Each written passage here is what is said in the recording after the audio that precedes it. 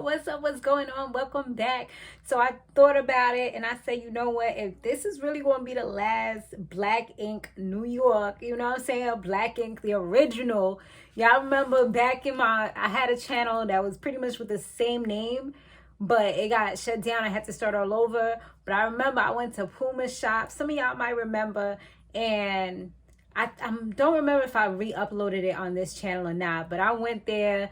He wasn't there, but I did get to talk to some of the crew. It was real nice. Like, I was able to film a little bit and stuff like that. I did like a whole vlog going throughout Harlem, so it was pretty cool. And I also had went over by Black Ink, but I didn't go inside that day.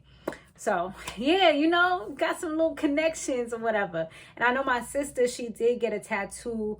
I forgot who she said did it, but I know she went to Black Ink in Harlem when she did it. The one on 125. So anyway, now let's go ahead and talk about this episode. I was like, you know what? Like I said, there's some history, so I gotta do this season, you know, see what's on and popping. I don't know if it's really going to be the end or if they're going to try to continue it without him, but we shall see. Definitely make sure you guys subscribe if you haven't subscribed to my channel yet. Turn on your post notifications so you don't miss any of my weekly videos. So as y'all know, the whole scandal went down back in June. It went viral that Ceasar was beating a dog. I believe it was his dog.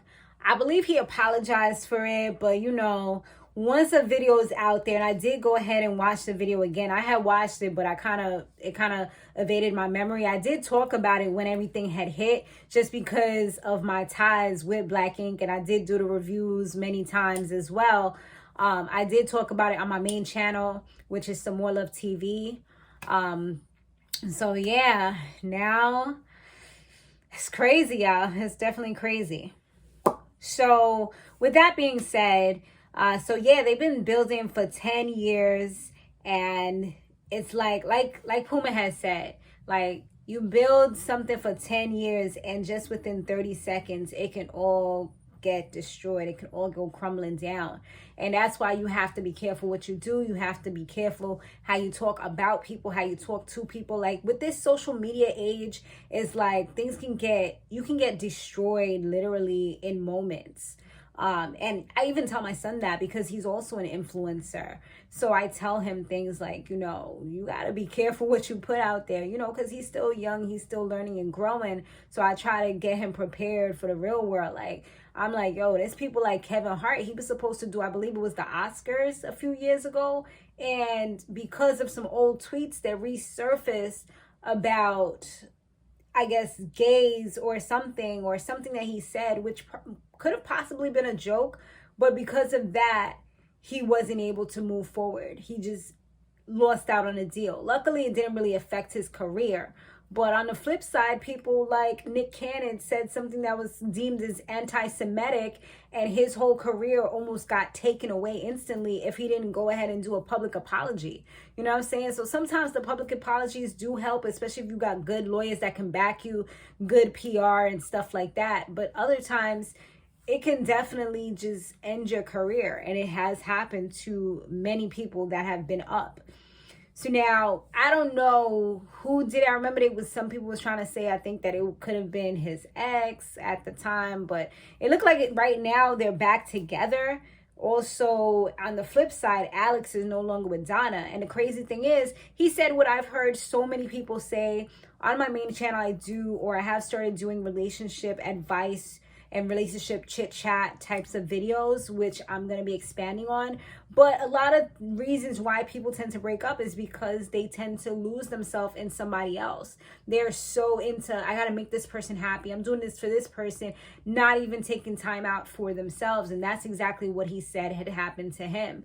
You know, a lot of things, everything that he did was Big Mama. You know what I mean? Like, it was always about Big Mama this, Big Mama that. Big Mama ain't gonna be happy. Like, he didn't want to do things that could advance his career because he was scared of the repercussions with Donna. And then Donna was over here beating him down, like, literally. So it was just like a crazy situation.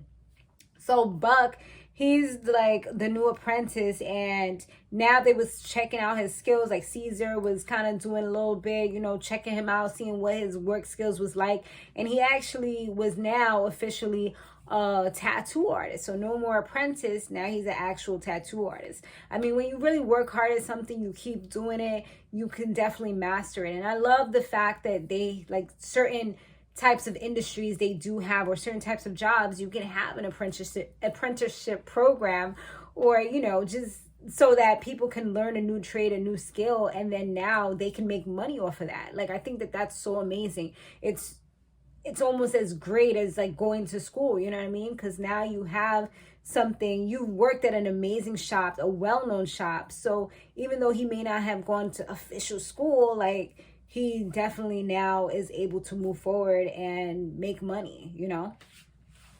So Teddy's girl, Uni, she's up from Atlanta.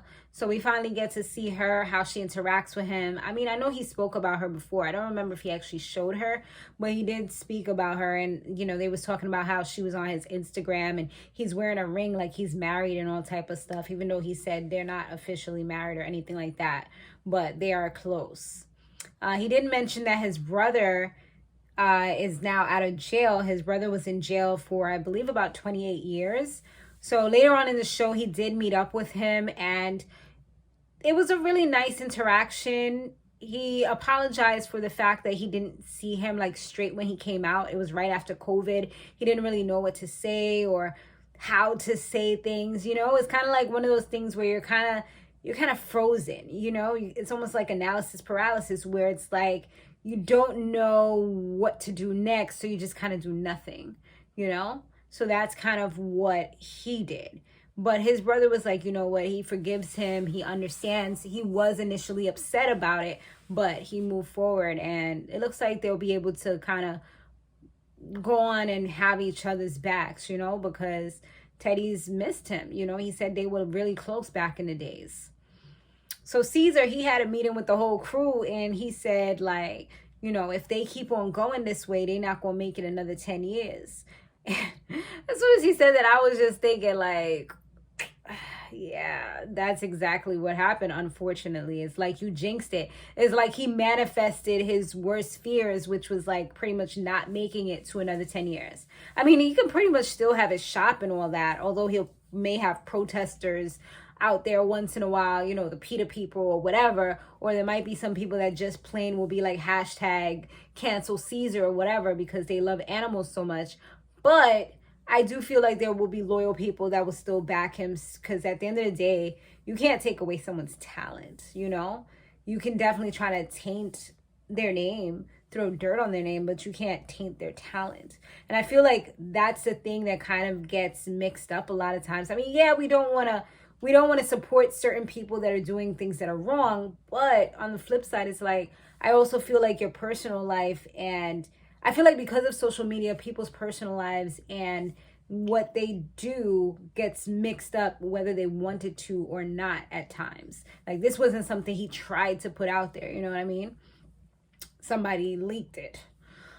But what else happened? So later on, they had a little ceremony for Buck, which was nice. But everybody knew that something was kind of up, because Ceasar don't usually do something nice without doing something weird. So dude had a PDP, a public display of pettiness, where he gave an award to Puma for being the life of the party when he's almost 40 years old. And he gave Teddy the best couch sitter award. And Teddy wasn't really feeling it too much, so they did end up having like a little meeting with him, like on another day, to just kind of talk about it privately instead of airing out dirty laundry in front of all the employees when they're supposed to be like the 3 top dogs, you know? They are supposed to be like at the top, and then it's everybody else, you know? So it's like, why, if you're feeling some type of way about them, why are you letting everybody know about that? You know what I mean? Like, you're supposed to do that, have a meeting, not, oh yes, I'm gonna give you an award, a pettiness award. Like, dude, what? How grown are you? Anyway, so they have a little meeting, you know, the fellas or whatever, and Teddy was like, you know, he tried to tell him certain things, and Puma was like, you know, all we're doing right now is we're going back and forth because Ceasar's like, oh, you guys are not doing this, you guys are not doing that. He's like, how can we fix this? Instead of let's doing the blame game, what's next? You know, like, we don't need to like do the whole back and forth thing or wasting time when we need to resolve the issue. That's what's really important. So Ceasar was telling him that he's not even running his shop correctly. I think his is the one in Milwaukee, and I think he also has the Brooklyn one. It's like he has so much going on. And there's also an Indianapolis one. I think Milwaukee might be Teddy's, if I remember correctly. And then Indianapolis is supposed to be Puma's. But he's just like, you know what? You're supposed to be getting a certain amount of revenue. You're not bringing in the numbers that you're supposed to be bringing in, you know? And Puma, like, at that point, he just kind of broke down. And this is the thing that I say, like, the thing about mental problems, mental issues, you know, things that are on your mind that you're thinking about is that no one knows, because if you're not vocalizing, if you're not saying how you feel, and you're just smiling, you're walking around, you know, masking, people think that you're good. They think that you're great. They think that all is good within you. And the problem is that it's not. And sometimes that's why people explode. That's why people just have crying fits. That's why people like have addictions. You know, they have all these problems because, you know, no one really knows what they're going through. And sometimes all people need is for someone to say, are you okay? Like, is everything all right? You know, whether you answer that honestly or not, that's kind of your choice. But, you know, sometimes people don't even do that much. And that was part of the problem. Like, Puma's like, you know, he's having issues with his son. And it literally brought him to tears. And he was like, he just found out that his son, I guess, that might be the 3-year-old. Because he was like, people talk about the terrible 2s. They don't talk about the terrible 3s. I know with my son, it was the 3s. Because 2, he was good. He was fine. 3s, he started to get a little hyper. He want to run around. It's like, no. I had to give him that look, like, we're not doing that. I mean, he tried to run away from me once. We don't play that, okay? And I never even beat my son. Like, I just always gave him a stern, like, I had to give him that voice. He hated getting embarrassed or humiliated in front of other people. So that's all I really had to do, which, thank God, it's worked, you know? I didn't have to bring out the Hulk, the She-Hulk, because I never know what's going to happen when I get really mad. So it's like, I always tried to like not do that, you know? And so anyway, he ends up saying that he found out that his son is on the spectrum. And this is something that I recently got certified in, is developmental disorders, because I did find out that people that were close to me actually were on the spectrum. So it was something that I really wanted to learn, find out more about, and just kind of get an understanding of. So with that being said, depending on the level, it can affect him for the rest of his life as far as what he'll be able to do. Or if his level is not as bad, it'll still affect him for the rest of his life. It can cause depression. It can cause intrusive thoughts. It can cause suicidal ideations. It can cause so many different things, even though they might appear to be someone just like everyone else. So with those people, you can't even tell. Sometimes with the people that have a higher level, like a level 4 or whatever, it's like, it's easier to know because they may be mute. They may not be able to speak. They may have certain sounds that they make. They may hit their heads or other things that you'll notice, like, okay, this person's a little different. Like, I have to speak to them a different way, or, you know, I have to handle them with care. But when it's a person that's like level 1 or possibly level 2, depending on how much extra support they might need, they go through life with people just calling them weird, odd, quirky, you know, silent, you don't speak too much, like, wow, you're a quiet person, or, you know, things, but they don't realize how much this person's actually suffering. So it definitely is something that can come as a challenge. And it's going to take a lot for him, for his mom to understand, to learn, may have to get people involved to help out. So it's definitely going to be a lot. And some couples don't even make it because it's such a difficult thing. Puma seems like he's in it to win it, you know, but it can definitely be hard. And I've seen some families break up because of that.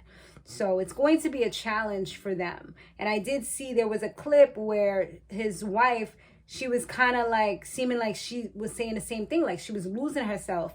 And for that, it's like, you know, how is she gonna find herself now? Like, what's next for her, you know? And so anyway, Ceasar, once he finds this out, he's like, you know, why you didn't tell me? You know, that's why, like, all of a sudden when people reveal their problems, their issues, he's like, you're just on, you know, moving to the next thing. And I'm like, I can't leave my son, you know? So it's like his mindset is completely different at this moment. His mindset is not, oh, I'm going to this place and this place, and, you know, I'm traveling here, traveling there, because he needs to help his wife with the kids. Especially now, it's even more difficult for her.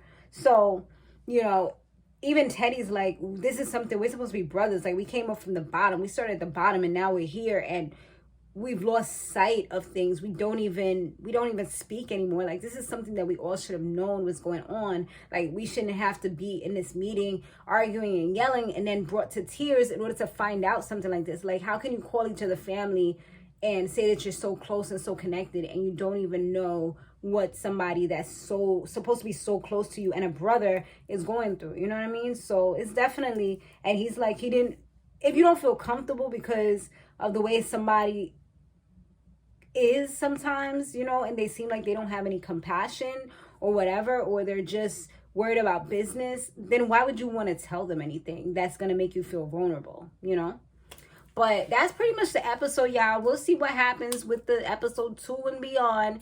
You know, let me know what y'all thought about the episode down below. Make sure you comment, keep them moving. Make sure you share, because that'll keep me progressing with this, okay? Because time is money, and I gotta make sure y'all watching for me to keep on doing these videos. So I really hope that y'all enjoy, you're watching, you're sharing, and you're commenting, because that brings us up a little something, and it makes more people watch, you know? It's a chain effect. Let's do this, y'all. Let's do this.